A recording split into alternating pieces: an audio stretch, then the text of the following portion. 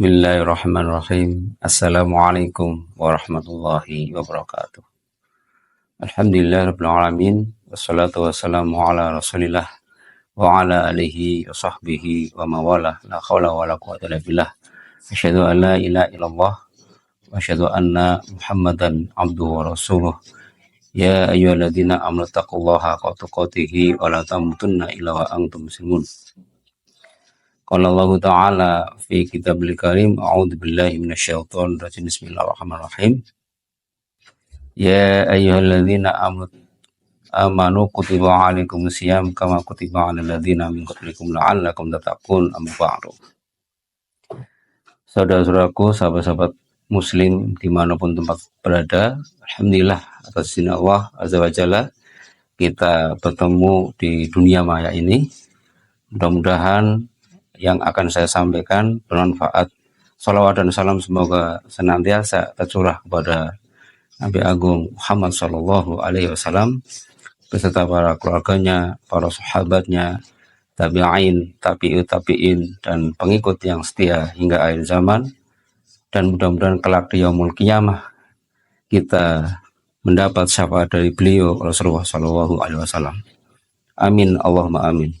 Saudara-saudaraku yang dirahmati oleh Allah SWT, alhamdulillah akan saya sharing ya, bahwa pada bulan Ramadan itu adalah bulan yang penuh berkah, bulan di mana setan-setan dibelenggu, pintu neraka ditutup dan pintu surga dibuka. Dan kedua nikmat yang sangat luar biasa di bulan Ramadan ini adalah ketika kita berbuka dan ketika kita bertemu dengan wajah Allah Subhanahu wa Ta'ala. Maka Ramadan juga luar biasa. Ketika seorang itu beramal di bulan Ramadan, maka pahalanya akan dilipat gandakan bagi orang-orang yang beriman tentunya ya. Nah, namun sayang ya, di bulan Ramadan ini kaum muslimin terfokus pada menjalani ibadah secara ritual dan kewajiban dalam rangka berjihad kepada Allah Subhanahu wa Ta'ala, dan kewajiban-kewajiban yang lain kadangkala diabaikan. Maka Ramadan itu ketika mengarah kepada ibadah ritual, biasanya dia merasa cukup hanya untuk baca Quran, kemudian sholat taraweh, dan sholat sunnah-sunnah yang lain. Nah, padahal di bulan Ramadan ini adalah bulan perjuangan. Bulan yang termasuk Ramadan ini adalah syahrul jihad. Sebagaimana Rasulullah SAW pernah bersabda, An Abi Sa'idil Khudri radhiyallahu anhu qala sami'tun nabiyya sallallahu alaihi wasallam yaqulu man shoma yawman fi sabilillah ba'adallahu wajhahu anin nari sabghina gharifa, yang artinya telah diriwayatkan dari Abi Sa'id Al-Khudri radhiyallahu anhu, ia berkata, aku telah mendengar Rasulullah SAW bersabda, siapa saja berpuasa satu hari di jalan Allah, maka Allah akan menjauhkan neraka dari wajahnya 70 tahun. Hadis riwayat Bukhari. Jadi yang dimaksud berpuasa di jalan Allah adalah berpuasa sambil berjihad. Jadi berdasarkan hadis tersebut di atas, itu tentunya beda orang yang berpuasa sambil berjihad. Karena dengan orang yang berpuasa tapi tidak berjihad, itu hanya keutamaan pada amalan-amalan di bulan Ramadan. Nah, banyak cerita-cerita peperangan yang berhasil ya, yang dimenangkan kaum muslimin itu justru terjadi di bulan Ramadan. Karena di saat bulan Ramadan, Rasulullah dan para sahabatnya itu mencapai ketakwaan yang paling tinggi.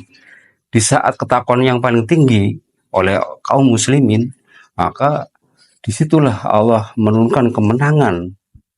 Ya, jadi poin dari kemenangan peperangan yang dilakukan oleh kaum muslimin justru itu terjadi di bulan Ramadan. Jadi kuncinya kemenangan itu diperoleh dari Allah Subhanahu wa taala itu karena tingkat ketakwaan, di mana ketakwaan itu sedang tinggi-tingginya, dan itu ada pada bulan Ramadan. Contoh peperangan-peperangan yang dimenangkan oleh kaum muslimin itu adalah yang pertama pada perang Badar. Ya, pada perang Badar yaitu ekspedisi pertama yang dipimpin oleh Hamzah bin Abdul Muthalib.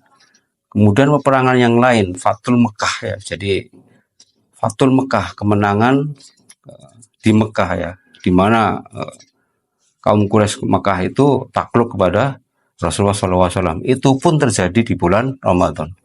Kemudian di perang-perang yang lainnya, contoh penaklukan di Andalusia, Perancis, kemudian perang Balad Suhada, penaklukan di Amuriyah, perang Ain Jalut, dan penaklukan Antokiyah, dan lain-lain, itu pun terjadi di bulan Ramadan.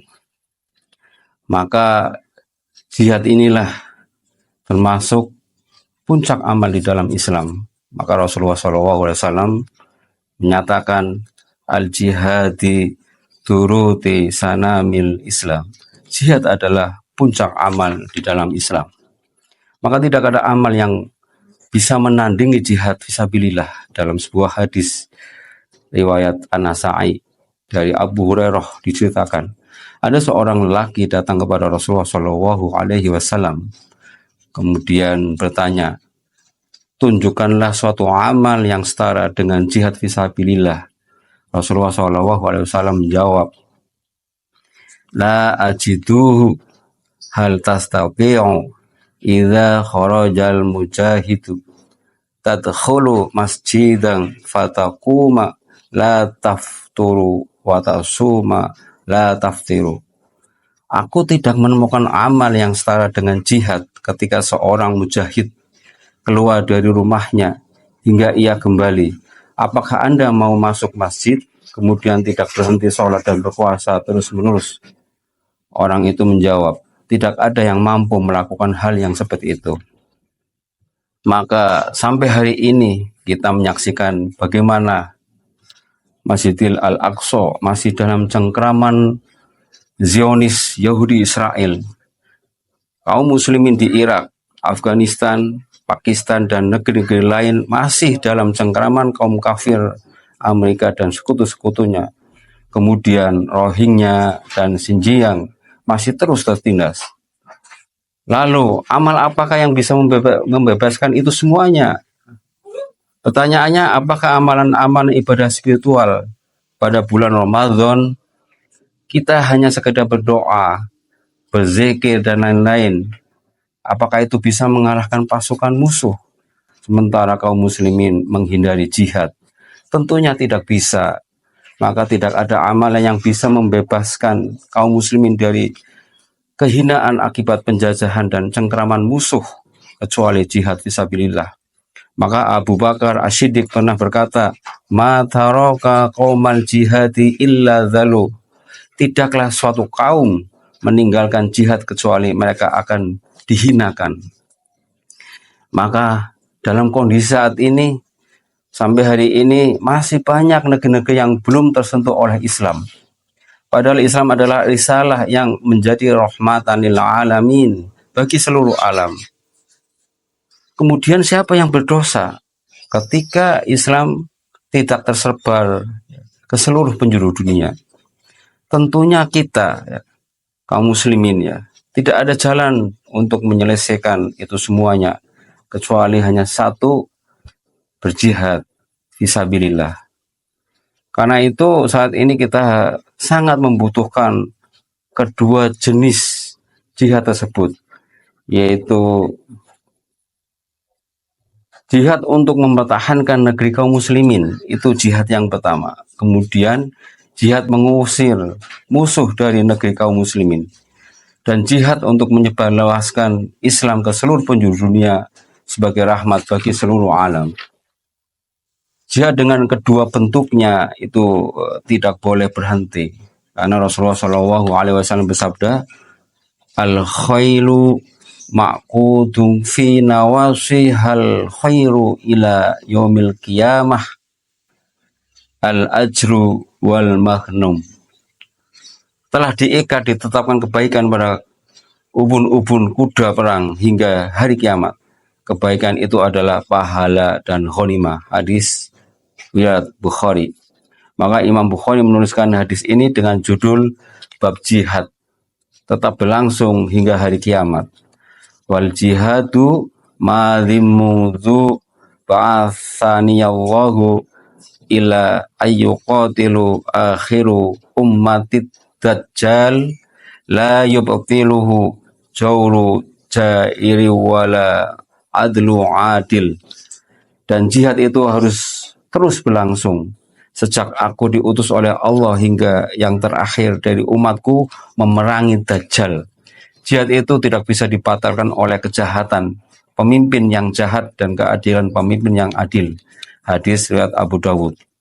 Maka dengan kedua jihad bentuk tadi, yaitu mengusir musuh-musuh Islam dari negeri Muslim dan menyebarkan Islam dari seluruh penjuru dunia, itu adalah bentuk jihad yang harus dilakukan oleh kaum muslimin.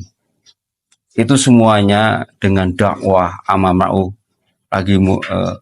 nahi mungkar, ya, amar ma'ruf nahi mungkar. Dan kedua jihad itu tidak akan sempurna kecuali hanya ada satu saja yang harus dikoordinir dan dimobilisir oleh seorang imam secara global. Demikian yang bisa saya sampaikan, mudah-mudahan bermanfaat. Wa'alaikum. Wassalamualaikum warahmatullahi wabarakatuh.